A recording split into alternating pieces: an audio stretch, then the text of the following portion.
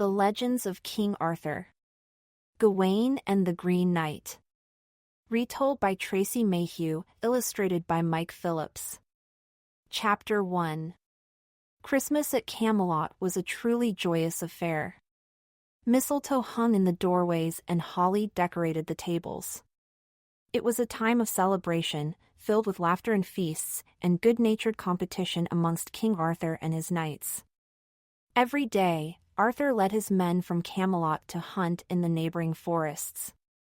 Each knight hoped that he would be the one to bring back the largest prey, which would become the centerpiece for the feast that evening.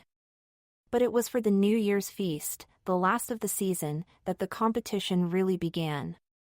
As the sun rose on New Year's Day, Sir Gawain set out with his fellow knights in high hopes.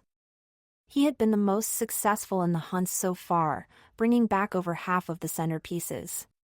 He had no doubt that he would be successful again until Sir Bedivere brought down a huge boar and was declared the winner.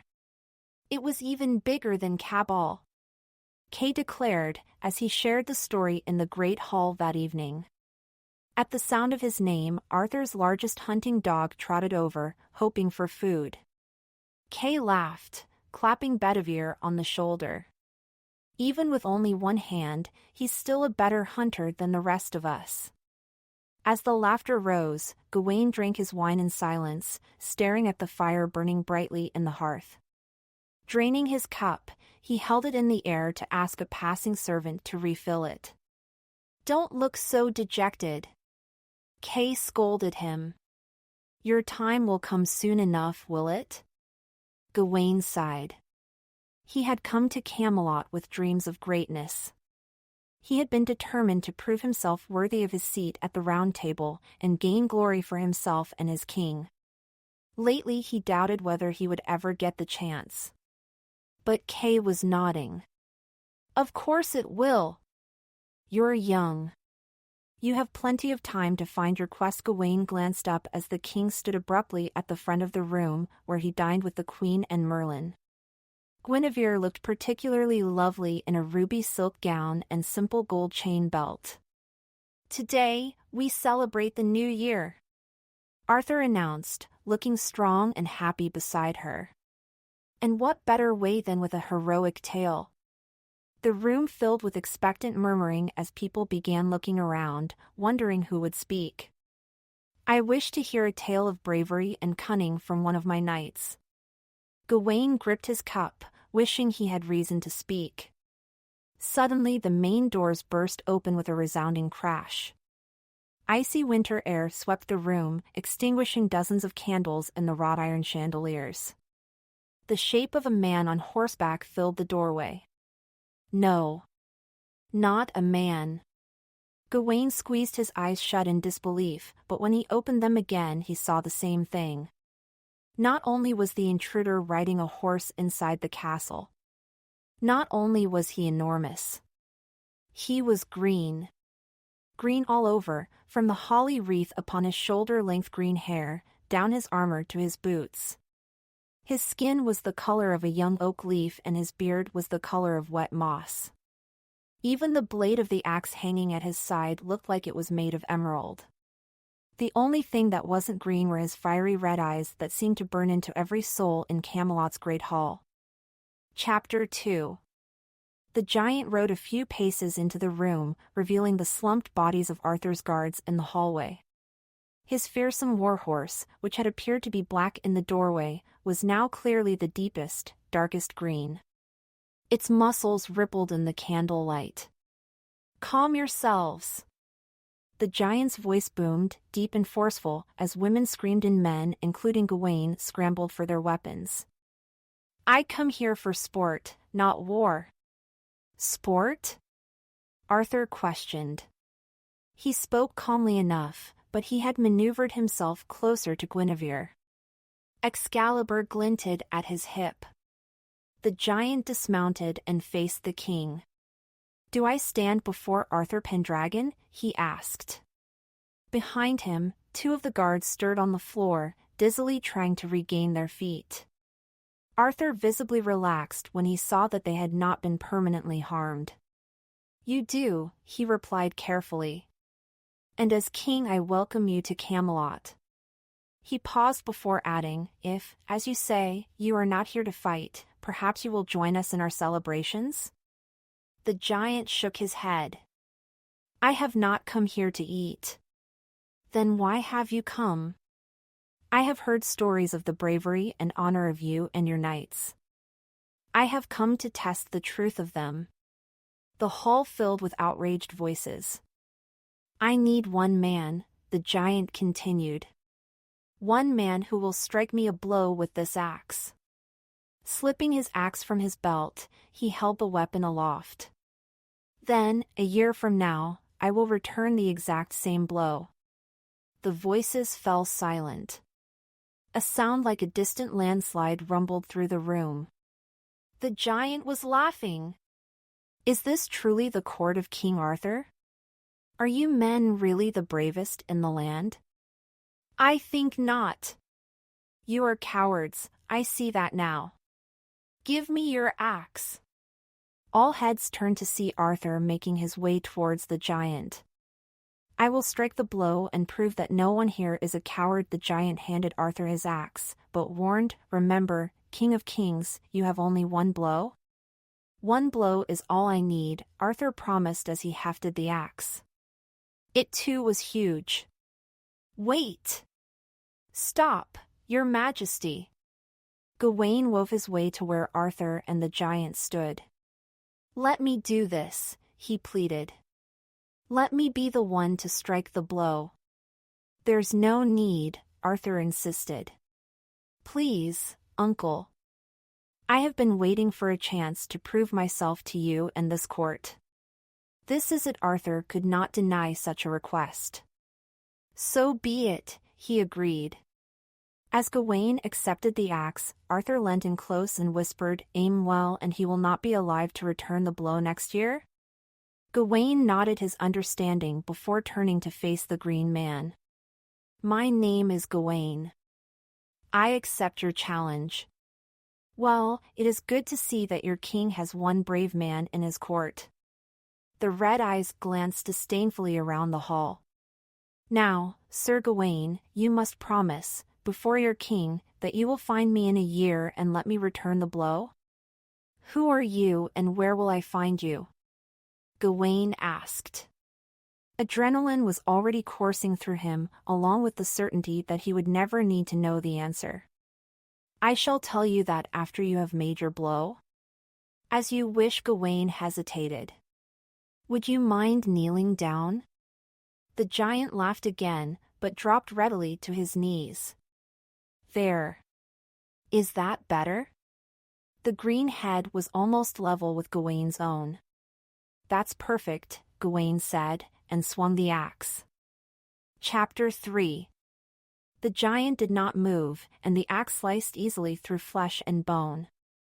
The green head fell with a dull, wet thud onto the flagstones, its red eyes staring into the crowd.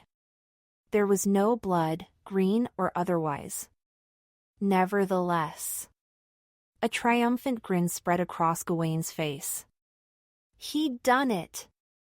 Gawain lifted the axe high and a jubilant cheer filled the hall as hands struck tabletops and cups raised to toast him. King Arthur clapped him on the back. A well-aimed blow indeed, nephew. Well done.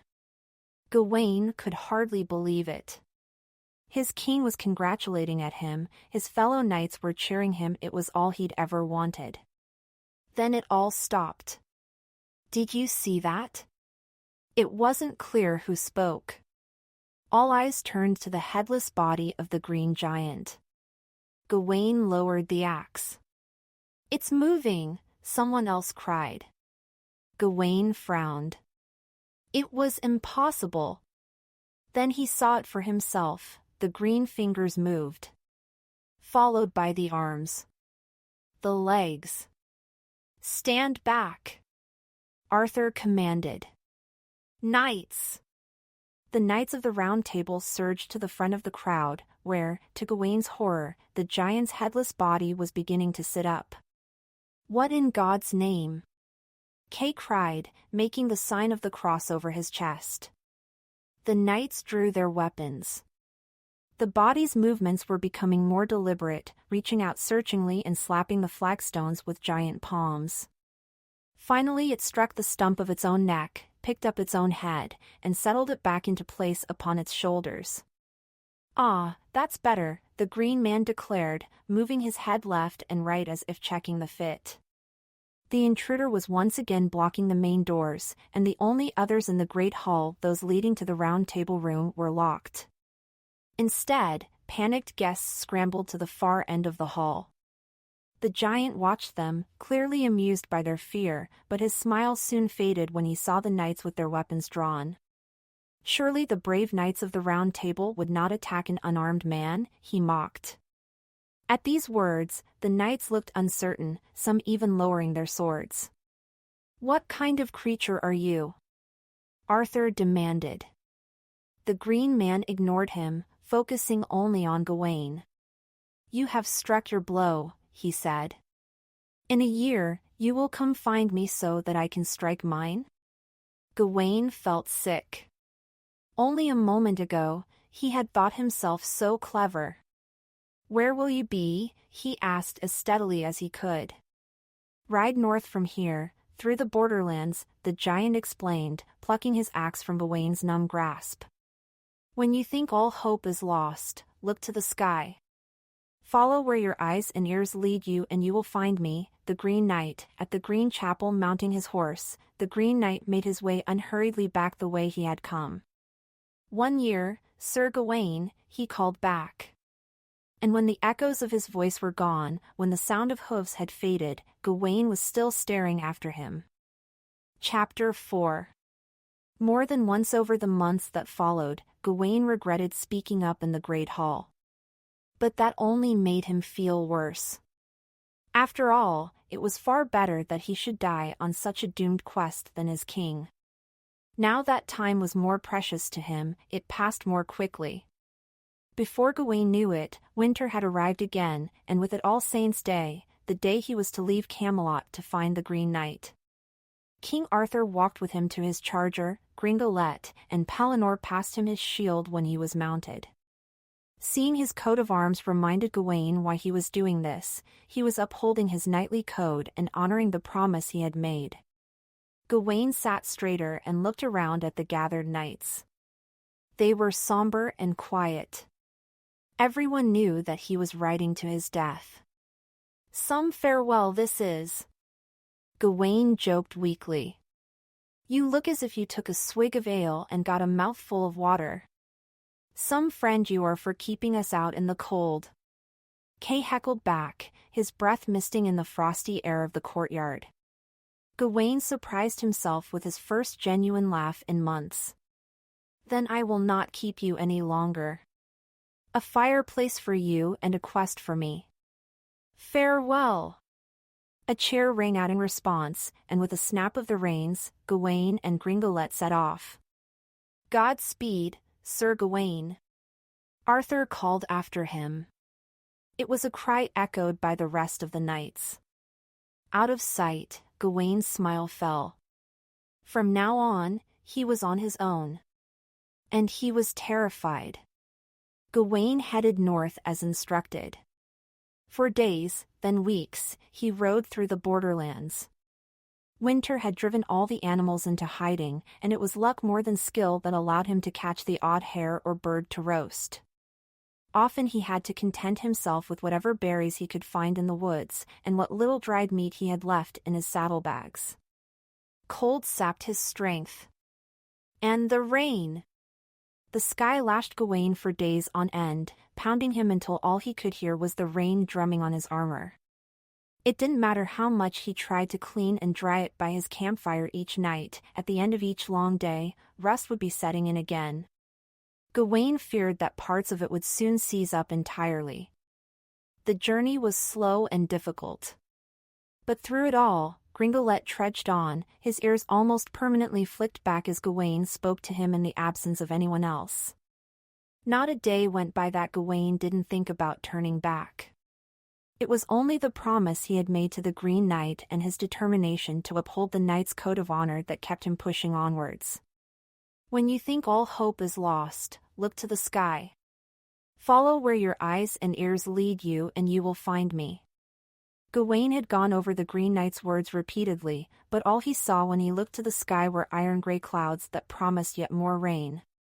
Until one day, during a rare dry spell, Gringolet tensed, slowed his pace, and began to whinny nervously. "What's the matter, boy?" Gawain asked, patting the horse's neck reassuringly. His eyes searched trees and bushes that had long since lost their leaves. Dim light still made them impenetrable. Then he heard it, a low growl behind them. Twisting in the saddle, Gawain glimpsed a black-gray wolf before it slunk into the shadows on his right. It reappeared from the left. No, this was a second, brown wolf. Gawain slowly drew his sword and threaded his other arm through his shield. He was careful not to make any sudden movements. Another growl drew his attention as a third wolf launched itself at Gringolet, its jaws snapping viciously at his forelegs. Gringolet reared up, kicking wildly. The animal fell to the ground with a thud. From the corner of his eye, Gawain saw a blur. He brought his shield up just in time to deflect, but the wolf rallied quickly and was joined by another targeting Gawain's opposite side. Panicking now, Gringolet danced out of the path of the second wolf, just as Gawain swept his shield aside, this time deflecting the third, then slashing at it with his sword. It yelped, a bloody gash opening on its flank, before it limped away into the undergrowth. Squealing now, eyes rolling, Gringolet broke into a gallop. Gawain held tightly onto the reins, glancing back to see if they were being followed. They were. One wolf remained. His heart pounding, Gawain leant flat across Gringolet's neck, avoiding branches and spurring him on. Gringolet, tired from many days' journey, was soon covered in a foam of sweat, his lungs heaving like bellows. More than once he tripped, until Gawain knew that it was just as dangerous to continue as to stop. Shooting another look back, it appeared that they were alone, but Gawain wasn't fooled. He reined Gringolet to a halt and leapt off, scanning the trees until the wolf emerged again, snarling and snapping and slinking slowly towards them. Gawain's grip on his sword tightened, his weight shifting to the balls of his feet. The wolf leapt. Faster than his weary mind could track, Gawain was on the ground, his shield trapped between them. He tried to angle his sword at the wolf's side, but they were grappling too closely. Teeth strained so near his face he felt a spray of drool. Gawain dropped his sword and fumbled instead for his dagger. Crying out, he drove it into the animal's flank. The wolf shrieked and fell from his shield, giving Gawain time to stagger to his feet. When he had, the wolf was already trailing its bloody hind leg into the undergrowth. The whimpers faded. Gawain lurched to his horse, so exhausted that his whole body trembled. Gringolet shied away.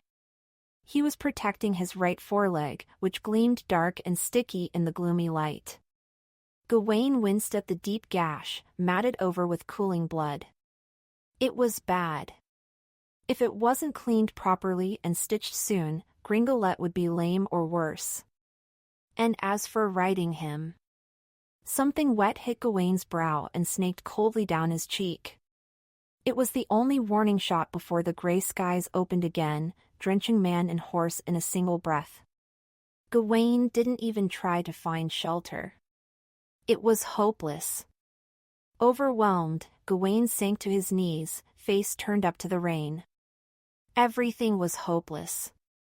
Tears filled his eyes as desperation filled him. Then, swimming through them, he saw the shadow of a bird circling overhead. A harsh cry split the silence. When you think all hope is lost, look to the sky. Releasing another cry, the hawk hovered directly above him. Follow where your eyes and ears lead you and you will find me. It was almost as if it were waiting. Gawain pushed himself to his feet, his eyes still fixed on the bird as it flew off over the trees. Guiding Gringolet along the path, Gawain followed. Chapter 5. Gawain made sure he kept the bird in sight. Hope grew in his chest each time he saw it circle back or slow to a hover as if checking on him. The desperation he had felt was fading. Somehow he knew that the bird would lead him to where he needed to be. Then they came to a bog. Standing on the edge of firm ground, Gawain gazed out at pools of black water and swathes of puddled grassland. His heart grew bleak once more. But overhead, the bird's cry rang out. Gawain shook his head. He had to have faith. He had to believe that on the other side of this bog he would find what he was searching for. Turning to Gringolet, he said, "Just one more hardship, boy?" Half waiting, half tottering, Gawain and Gringolet picked their way across the bog. Progress was painstaking. Gringolet pulled constantly at the reins to go back to dry land, and Gawain often didn't have firm enough footing to resist. Sometimes it felt like for every step forwards he slipped 2 steps back. Gawain whispered words of encouragement, splitting his attention between the horse behind him and the bird overhead. Eventually, they reached the trees on the other side. Stepping from their shade, Gawain saw a castle on a bright hillside. It wasn't a chapel, and it wasn't green, but the bird shot towards it and promptly disappeared from view. "What do you think, boy?" Gawain patted Gringolet. "Would you like to dry off?" Gawain approached the castle's gatehouse. "My name is Gawain. I come from Camelot, the court of King Arthur. I seek shelter from your master." Taking in the sight of the bedraggled knight, a guard nodded. "Come, I will take you to him." "Thank you," Gawain said, never more grateful for someone's kindness. "We will care for your horse, too?" The guard led Gawain into a courtyard and signaled for another man to take Gringolet to the stables. Then Gawain was taken to a room where a large man with a red beard sat. "My lord, Sir Gawain comes from King Arthur's court," the guard explained. "You look travel-weary, friend," the man observed, his voice loud and jovial. "I am, my lord," Gawain confessed. "I come to ask for shelter, then you shall have it. Never let it be said that Bertilac turns away those in need." "Thank you, sir. I assure you, I will only stay until morning. I need to find the Green Chapel by New Year's Day." "The Green Chapel is only 2 miles from here," Bertilac cried. "And it is still 3 days until the new year. Stay until then and I will send someone to guide you to the chapel myself. You are too kind, my lord." Bertilac waved away his thanks. "Rest now. Tonight you will feast with us." The thought of food was too tempting to resist, and Gawain's smile said as much. "Excellent!" Bertilac beckoned a manservant. "Go with my man here, Gawain. He will take you to your room and see that a fire is lit and clean, dry clothes laid out. For now at least, your quest is over." Food, warmth, dryness, they were almost enough to make Gawain forget what awaited him at the end of his quest. Almost. Later that evening, Gawain made his way to the dining hall, following enticing smells that made his stomach growl. "Sir Gawain," cried Bertilac. "How are you?" "Much better, sir, thanks to your kindness." Gone were Gawain's travel-worn clothes, replaced with the fine tunic Bertilac had sent him, and a thickly furred cloak. "Think nothing of it," Bertilac replied. "Come. Let me introduce you to my wife." Gawain followed Bertilac through a series of delicious sights and smells. He was so distracted he almost ran into the other man's back when they reached the head table. "My wife, the Lady Bertilac," his host announced. This time Gawain's attention was caught and held fast. Lady Bertilac's beauty surpassed even Guinevere's in his eyes. Her long blonde hair was tied loosely, cascading down her back like molten gold. She wore an ivory dress, trimmed in gold. Beside her sat an old crone, whose dark eyes were sharp and watchful. It is an honor to meet you, my lady, Gawain said, after realizing he had been quiet, stunned for some time. Sit, Gawain, Bertilac commanded. Let us eat, and hear why you seek the Green Chapel. Throughout the meal, Gawain's eyes kept drifting back to Bertilac's wife. Her beauty was captivating, and when she smiled at him, he couldn't help returning it, despite her grim companion. Since you are so fond of challenges, Bertilac said at the end of Gawain's story, I would like to set you one myself. What kind of challenge? Whatever I hunt in the woods over the next 3 days, I will give to you, so long as you give me whatever you receive whilst I am away. Gawain nodded easily. You have my word, he promised. Chapter 6.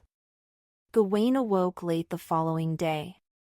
Bertilac and his men were already hunting and the castle was quiet. He wandered slowly through the corridors until he found himself once more in the courtyard. From there it didn't take him long to find the stables where Gringolet was resting. Unlocking the door, Gawain stepped into the stall, patting the horse on the neck. He smiled, pleased to see Gringolet looking more like himself. His wound was neatly stitched.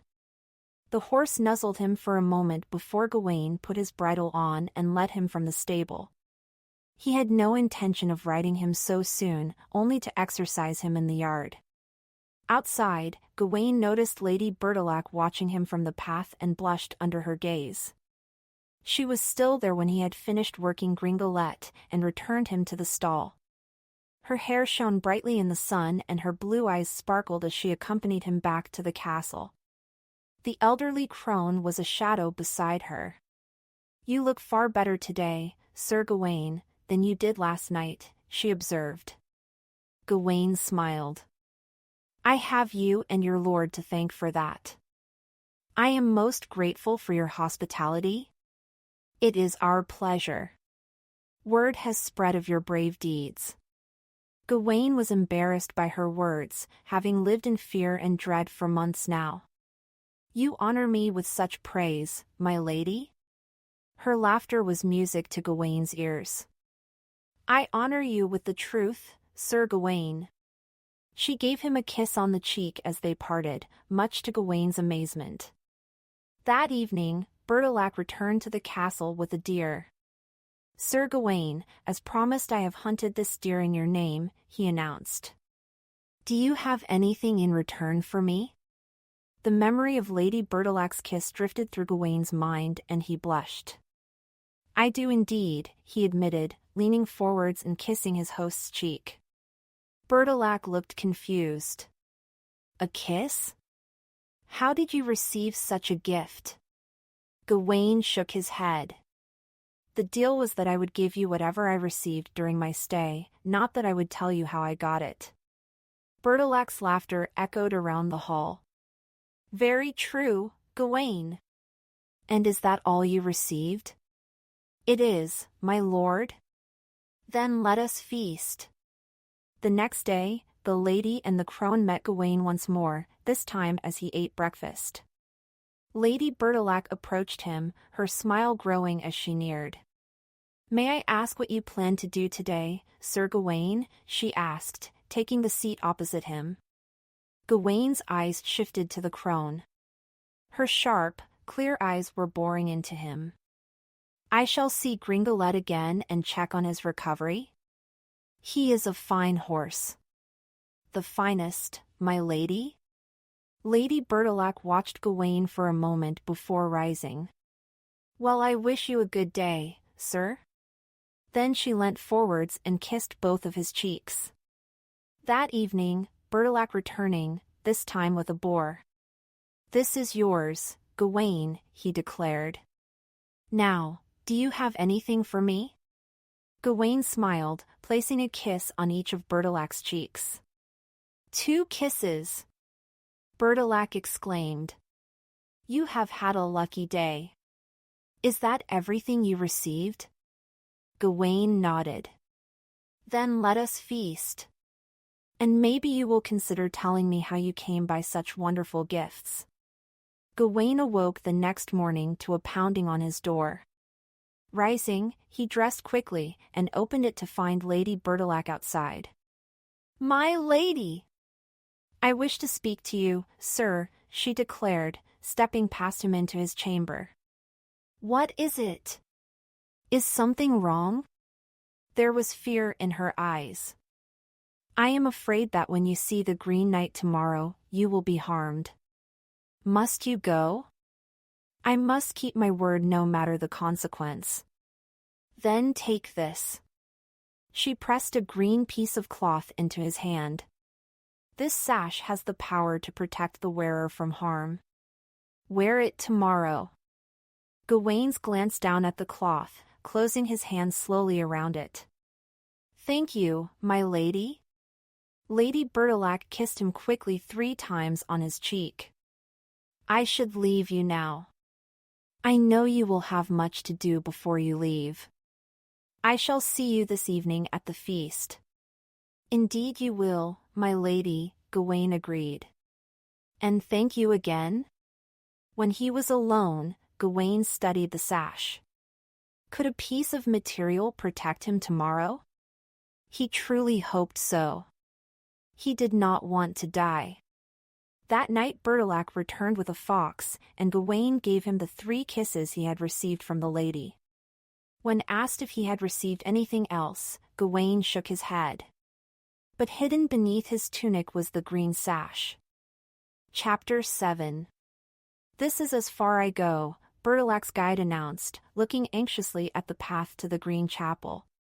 Even his horse seemed nervous. "Thank you for coming this far," Gawain said. "The Green Knight is a fearsome enemy, sir. You should turn back. I cannot. I made a promise and intend to fulfill it." Gawain smiled reassuringly. "T'll be fine," he added, his hand moving to rest over the hidden green sash wrapped twice around his torso. "Then may God be with you," the guide murmured. Gawain bowed his head, setting off up the path alone. It wasn't long before it widened onto a grassy cliff top. A hissing sound filled the air, the sound of a whetstone being drawn against a blade. "You came," a voice boomed. Gawain turned to see the Green Knight sitting on a rock, his axe across his lap as he sharpened the emerald blade. His fiery eyes burned. "Let us end this," Gawain called, dismounting and coming to stand before him. The Green Knight stood likewise. "A year ago, I called you brave," he said, "but now I see how true that is. I do not know many men who would travel so far to receive such a blow." Gawain thought of all the times he had wanted to turn back during his journey, but held his head high. "Kneel, Sir Gawain," the Green Knight instructed. "As I did for you?" Gawain knelt. "And be still," the Green Knight added. "As I was before you cut my head off?" Gawain swallowed hard and was still. He waited. And waited. When Gawain finally heard the Green Knight move, he couldn't help it. He flinched. "You moved," the Green Knight observed, as his axe missed Gawain's neck by inches. "Are you afraid, O Knight of the Round Table?" Gawain took a breath, willing himself to be brave. "I won't move again." "Do it." Gawain closed his eyes and waited. This time when he sensed movement, he didn't flinch. He heard the thud of the axe and opened his eyes to find it buried in the grass next to him. "You missed again." The Green Knight laughed. "But at least you didn't flinch again." Gawain frowned, annoyed. "Get it over with," he growled. "As you wish." The axe lifted a third and final time as Gawain bowed his head once more. This time, as it fell, Gawain felt a quick, searing pain. In a panic, he covered his neck with his hand. But it was only a scratch. Blood barely trickled through his fingers. He was still very much alive. Leaping to his feet, Gawain drew his sword. "One blow," you said. "Well, you've had your blow and now I can fight you." The Green Knight's laughter rang through the clearing.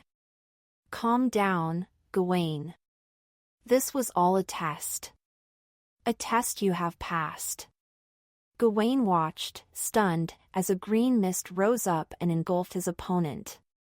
When it faded, he found himself facing you. Bertilac smiled.